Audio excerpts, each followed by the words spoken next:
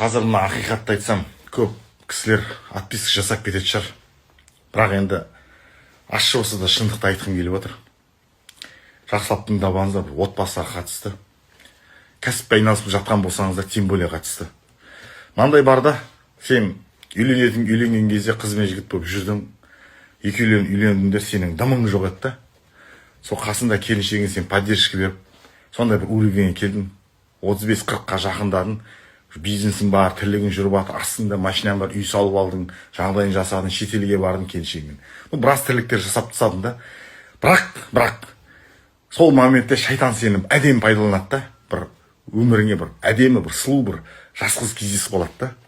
Сен тұрасың, әйелің айтуға қорқасың, білесің, оның рұқсат бермейтін тоқал алуға. Бірақ әйелің жақсы көресің. Егер айтсаң тоқал аламын десең, әйелің кетіп қалатынын да білесің. Сол түсінбейтінді білесің. Өйткені екеулері махаббатпен үйлендіңдер ғой. Нөлден бастап көтердіңдер ғой. Екеулерінің былайша айтқанда көп қиыншылық көргендерің бар. Соның бәрін білесің де, ескере отырып, сөйтесің де әйеліңе шөп сала бастайсың да. Жас қызбен жүріп, сол жылтырлаған чайка дей ма, не дейді ол қыздарды, білмеймін енді.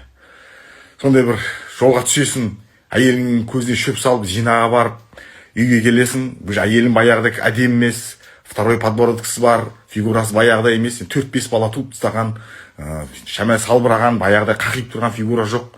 Сөйтесің да анаған қарап ашуланып, жас қыз есіңе түседі, әйелің жасаған қылықтары ұнамайтын, ерін көтереді. Сонымен аласында ұрып тастайсың, әйелің бытышын шығарып ұрасың, жас қызға барып, сол жас қыз сенің қалай көтерілгенді білмейді. Сенің қалтаңдағы ақшаңа, дүниеңе қызығады да, сенімен пока сен күш қуатың бар да, сенің қасында әмпай-жампай болып жүреді. Бірақ уақыт өте келе айтады ғой, жизнь бумеранг дейді да. Кім кепіл, ертең ол қыз сені тастап кетер, әйелің қалады, екі ортада өзің ешак болып қаласың, ешак. Сондықтан ер азаматтар, жігіттер, егер осындай болып жүрген болсаңдар, бұндай нәрсені қойыңдар. Сендер әйелдерің емес, Алладан қорқыңдар. Аллах Тағала сенің әрекетіңді, іс-әрекетіңді көріп тұр да. Тем более, егер сен қыз бала өсіп келе жатқан болсаң, әлбетте ол сенің басыңа келуі мүмкін да. Сондықтан мен бұл теманы ащы болса да қозғағым келіп тұр. Бұл Қазақстанда өте қатты белең алып жатқан бір дерт та.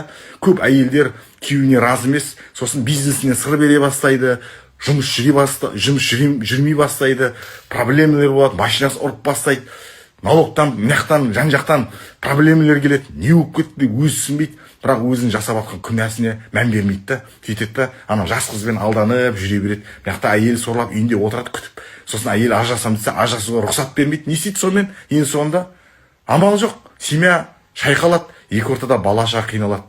Сондықтан жігіттер, егер осындай жағдайда жүрсіңдер, ертерек тәубеге келіңіздер.